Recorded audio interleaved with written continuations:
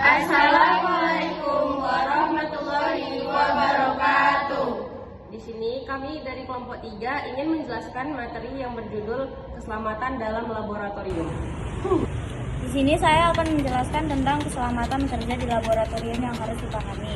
Keselamatan kerja di laboratorium harus dipahami dengan baik, sebab jika abai terhadap prosedur kerja di lab bisa membahayakan diri sendiri dan orang lain. Dalam bekerja di laboratorium, seorang peneliti tidak hanya memperhatikan metode ilmiah saja, namun juga harus memperhatikan keselamatan kerja di laboratorium.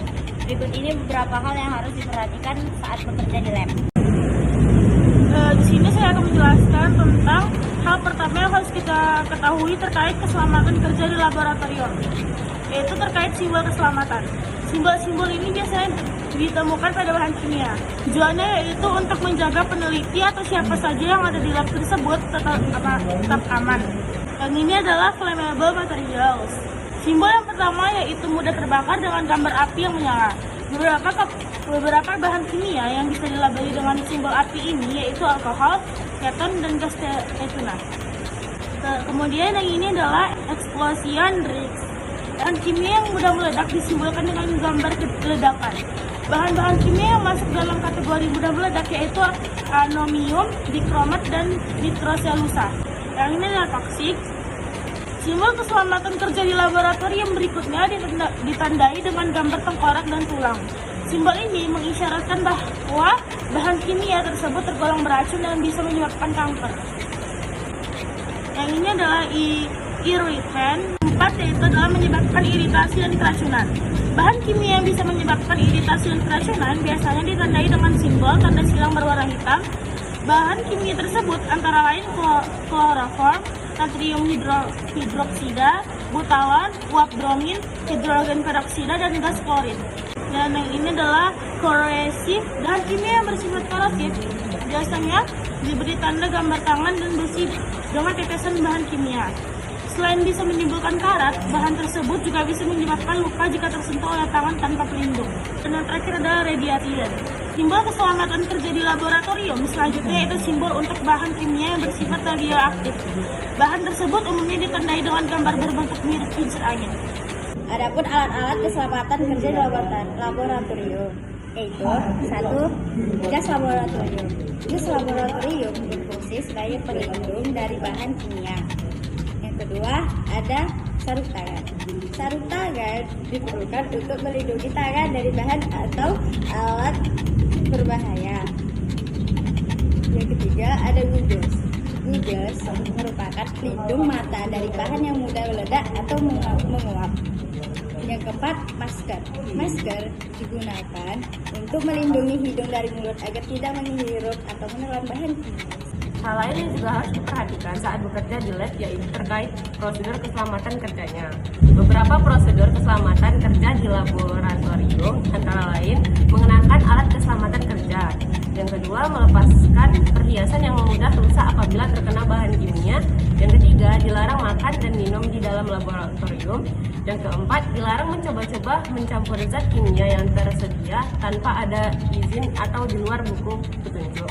Yang kelima, menggunakan alat dan bahan yang sesuai karena membersihkan atau membuang kotoran setelah bekerja di lab.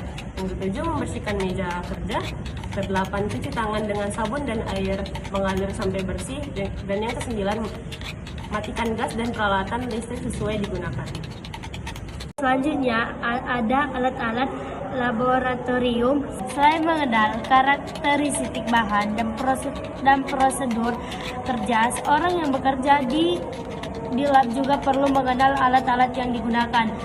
Pengenalan alat ini diperlukan untuk mencegah terjadinya kecelakaan. Yang pertama, alat-alat terbuat dari gelas. Karakteristik alat laboratorium yang terbuat dari gelas yaitu mudah pecah. Beberapa jenis alat yang masuk kelompok ini antara lain.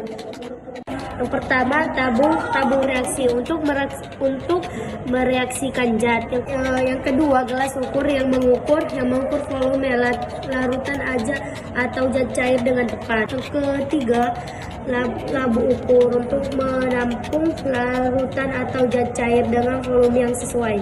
Yang keempat, pipa volume untuk memindahkan larutan dan dalam satu ukuran volume tertentu umumnya bervolume 1 sampai 100 ml. Yang kedua, alat yang terbuat dari porselin. Karakteristik alat yang terbuat dari porselin yaitu lebih berat dari alat lainnya.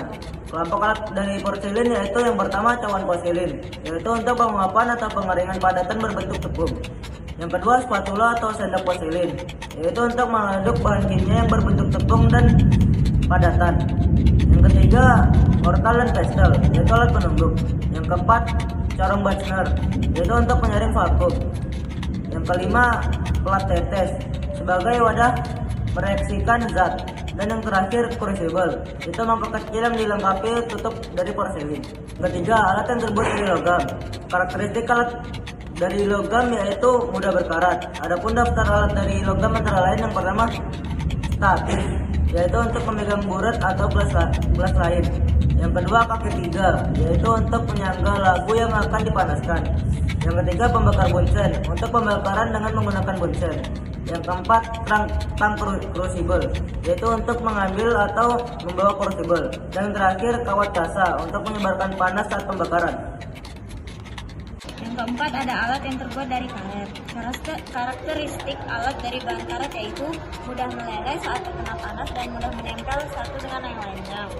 Adapun alat lab yang masuk dalam kategori ini yaitu yang pertama, filler untuk menyedot larutan, biasanya dipasang di ujung pipet. Yang kedua, ada prop atau tutup karet untuk menutup botol atau labu.